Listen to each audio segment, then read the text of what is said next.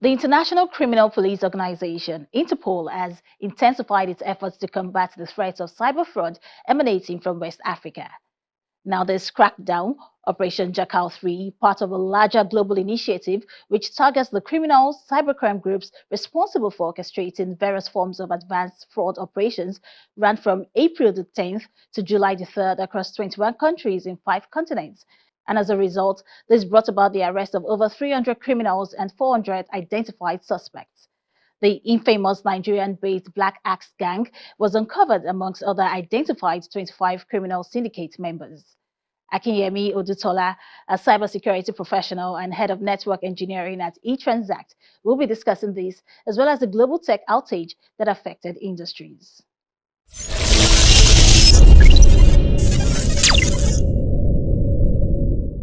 Akinyemi, the Operation Jackal 3 resulted in the freezing of over 720 bank accounts and the seizure of $3 million in assets, and Nigeria appears to be in the center of such advanced fraud operations.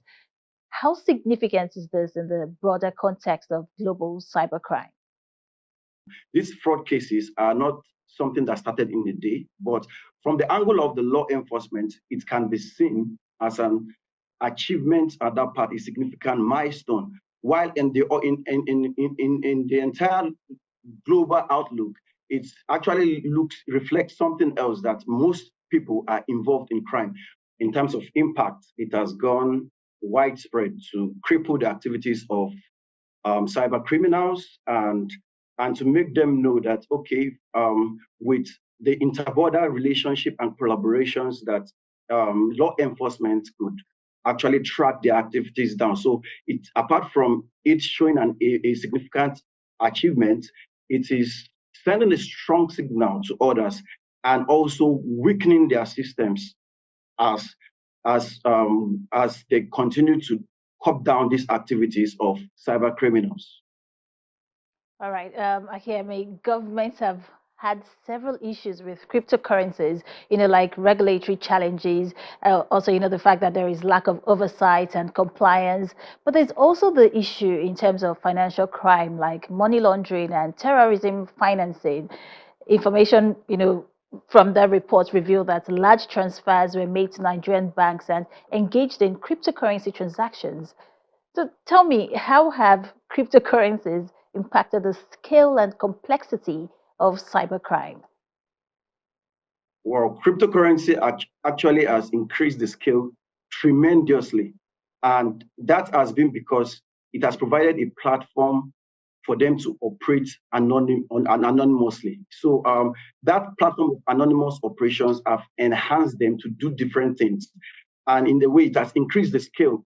That's why we could see things like ransomware. You can see money exchanging hands without any identity involved. So you have cross-border transactions and untraceable payment, things that cannot be traced, unlike the traditional systems in which there are KYCs, which so it has given law enforcement agencies like a hard time to track down such things. So they try on anonymity, and with all that, it has given rise to bigger challenges in terms of issues at the law enforcement end, and also like several other kind of crimes, such as drug trafficking, ransomware. Now you could see ransomware attack, which everything is encrypted. Your data, valuable data, is encrypted, and they will confidently ask for ransom. Akinyemi, well, despite Nigeria's efforts to combat financial fraud, the country, remains on the Financial Action Task Force grey list. What more can be done to improve Nigeria's standing and combat cybercrime effectively here? Yeah, I agree with you that Nigeria has actually implemented some things, just like the Interpol's, which Interpol results, which actually resulted in the Operation Jackal and the rest. We also have, so we know that we have actually collaborations among several cyber law enforcement agencies. However, government still needs to put in measures, strict measures that will work, that measures that will attack those systems, like good legislations, things that, okay, thank God for now, we have a cybersecurity incident report center by the Nigeria Police Force. But how we need to strengthen those things and ensure that they really work. And there should be a lot of awareness. There should be awareness, and people should know that, oh, these activities are being tracked, these activities are illegal. And so in that light, they will be able to cope, and strict measures, especially, I said, it must be discouraged. It must be discouraged fully. It must be fully discouraged. And leaders and these people, that offenders that are being caught, are supposed to be treated with the right amount of punishment, with the right punishment. So our legislation needs to be right. The punishment needs to be solid. And when we have a system that no one is exempted, it works better. Let's switch gears now to the global tech outage that affected operations at airports, airlines, banks, and even media outlets. Can you explain what might have caused such a widespread outage and why it affected so many different sectors? Okay, so according to the CEO of CrowdStrike, which is a cybersecurity company, so there was an update. There was an update to their content, and an update to their content in order to keep their customers secure. So that was the reason. But actually, this backfired, and according to them, they claim that it was not it was not a bug in their code. They also acknowledged that it was not as a result of a cybersecurity attack. So it was just an update, which was in nature a content-based update, to their security sensor, their Falcom. They had Falcom security sensor in which they had this updates pushed to everything. So as a result of that, different outages occur, leading to a blue screen of death. And it was a global situation, global outage that actually can be described as one of the greatest in recent times. And what does this, reveal about the current state of tech resilience worldwide? And what are the risks of having such a high dependency on technology? I think this situation is an eye opener. It's really an eye opener to all everybody, not just in the tech space right now, because the interdependencies of tech can actually affect every sector. So every organization needs to start building on resilience. They must look at how to operate when something happens. Instead of having automatic updates, sometimes it is good to also have your testing facilities to test these things before it is being applied to production system. And in addition to that, organizations should have a way of operating. We have hospitals. The impact was great because people in hospitals, imagine people that wanted to travel, couldn't travel, people that wanted to do one or two things. What about in a surgical room? What could have been the impact of those kind of things? So organization needs to build resilience and have systems that could cater for this kind of scenarios.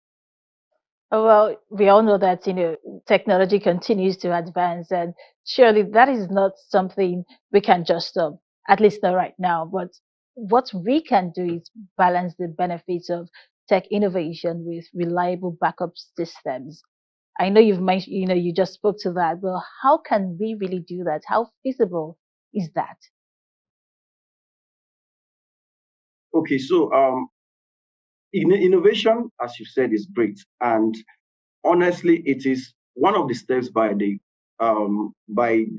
antivirus company, by the cybersecurity company CrowdStrike, to actually stay ahead of the attackers, because he that is ahead is the person that will win. So they were trying to stay ahead of these attackers, and in that regard, in that light, it burns their fingers. But in the other side, people will look at it that, oh, are we supposed to updates? Are we going to update? Like, do people get scared of updates? Meanwhile, they were trying to do what they were supposed to do to keep them secure, actually. So devices and all these things work well with this update. So that has provided a basis for providing some measures in order to embrace innovation and still ensure that you have the right processes. So it's about putting in the right processes in terms having different structures, different recovery systems, backups, having different recovery system backups that you can fall onto. You have to be paranoid just as you are innovating. Looking ahead, how can we better educate the public about the potential risks associated with tech dependency and the importance of having contingency plans when dealing with technology? Okay, basically, I think there should be awareness. That is always a starting point because not everybody will. It's not wise for everybody to learn from experiences. So you can awareness and putting together scenarios such as this to let them know that there is these dependencies and people need to plan. This reliance of on technology is good. Why that is good, contingency plans need to be made in order to keep the business rolling, keep the business operations working while there is an outage. Well, thank you so much, Akiyemi Odutola, Head of Network Engineering at eTransact. It was a pleasure having you join us on Tech Trend. Thank you so much. Good evening.